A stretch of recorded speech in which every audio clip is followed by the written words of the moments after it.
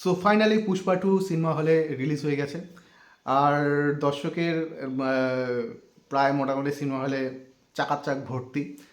পুষ্পা 2 অনেক বাধা, অনেক রুমার, অনেক পোস্টপোনের পর ফাইনালি ভাই সিনেমা হলে পর্দায় পুষ্পা 2 লাগানো হয়ে গেল। এক্সপেকটেশন আছে যে প্রথম দিন প্রথম show, I hope first week বা প্রথম দিনই হয়তো পুষ্পা 2 100 কোটি পার কালেকশন করতে পারবে। পুষ্পাটা এমনিতেও নেট কালেকশন, নেট বা স্যাটেলাইট অনেক মানে তোমার সিনেমা যে যতটুকু বাজেট তার রিকভার করে ফেলছে। কিন্তু যেটা মেন বিষয় সেটা তো দর্শকের ভালোবাসা, এখন জনতার সাপোর্ট, সেটাই আসল সুপারস্টারকে বজায় রাখার জন্য। তাই হোক পুষ্পা 2 সিনেমা হলে লাগানো হয়ে গেছে, দর্শক সেটা পছন্দ করবে অবশ্যই। আমার মধ্যে একটা আশা ছিল যে পুষ্পা 2 এর গানগুলো হয়তো খুবই চমৎকার হবে, কিন্তু সেই অনুযায়ী চমৎকার একদমই হয়নি।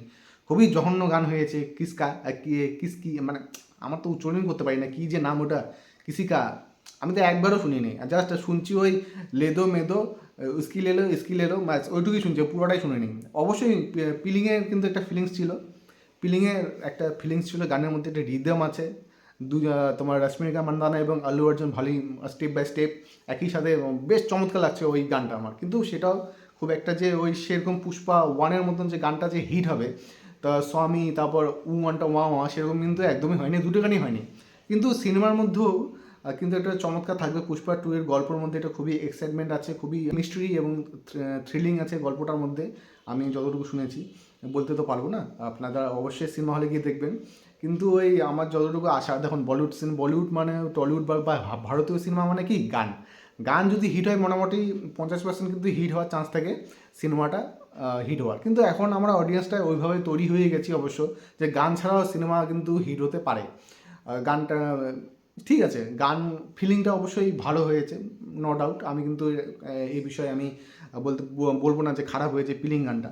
অল্লু অর্জুনের ডান্স সুপার, রশ্মিকা মান্ডানাকে দারুণ লাগছে এই গানের মাধ্যমে। কিন্তু আমার যেটা আশা ছিল সেটা কিন্তু হয়নি, সেরকম কিন্তু গানটা কিন্তু হিট হয়নি। মিউজিকের মধ্যে রিদম ছিল, বিট ছিল, বিজিএম ছিল চমৎকার, তবু গানটা কেন জানি ফিলিংটা হালকা হলেও ভালো লাগছে, খিসকাটা একদমই ভালো লাগেনি। তো এটাই বিষয়, অডিয়েন্স যাচ্ছে সিনেমা হলে, যান, সাপোর্ট করুন পুষ্পা 2-কে। অল্লু অর্জুনকে আবার সুপারস্টার বানিয়ে দিন, সুপার স্টাইলিশ স্যার, মানে সুপার ডান্সার, মানে অল্লু অর্জুন ভাই সুপার সুপার অ্যাকশন হিরো, ঠিক আছে। আর সাউথ ইন্ডিয়ায় মোটামুটি ভালোই সিনেমা হলে লোক যাচ্ছে, নর্থ ইন্ডিয়াতেও মোটামুটি ভালোই সিনেমা হলে লোক যাচ্ছে। অবশ্যই নর্থ ইন্ডিয়ার কিন্তু মেন বিষয় পুষ্পা 2-কে নিয়ে, কারণ দেখেছি আমরা পুষ্পা 1 কিন্তু নর্থ ইন্ডিয়ার থেকে ভালোই টাকা কামাই করেছিল। আর ফিঙ্গার ক্রস পুষ্পা 2 ভালো টাকা কালেকশন করতে পারবে নর্থ ইন্ডিয়ার থেকে। পাটনার মধ্যে সেই আল্লু অর্জুন গেছিলো পাটনাতে, সেখানে পুষ্পা যেই 2 সেটা কিন্তু সেখানে প্রমোশন করেছিল, প্রচার করেছিল, একটি অনুষ্ঠান করেছিল, ইভেন্ট করেছিল। তো বেশ চমৎকার, প্রায় সাপোর্ট এসছে পাটনার থেকেও, নর্থ ইন্ডিয়ার থেকে। এবং আশা তো করা যায় পুষ্পা 2 যে super hit, super blockbuster, all time hits এর তালিকায় পুষ্পা 2 থাকবে, এটা একটা আশা করা যায়।